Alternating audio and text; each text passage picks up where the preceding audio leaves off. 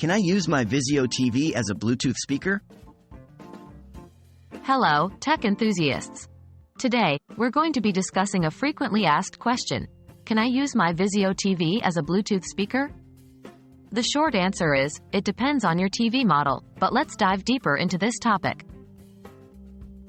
Does my Vizio TV have Bluetooth capabilities? First things first, you'll need to determine whether your Vizio TV has Bluetooth capabilities. Not all Vizio TV models come with built-in Bluetooth functionality. The best way to find out is to refer to your TV's user manual or check the specifications online.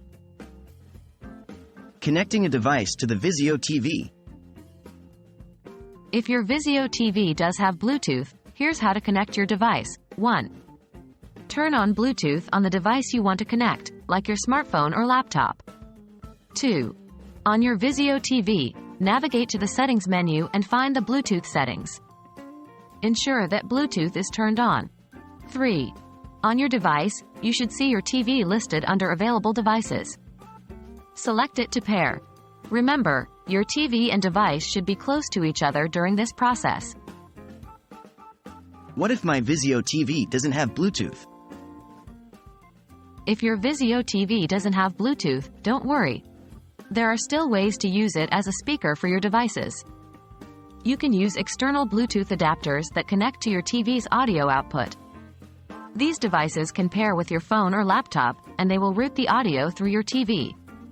1. Plug the Bluetooth adapter into the audio output of your TV. This could be a 3.5mm headphone jack or an optical audio output, depending on the adapter.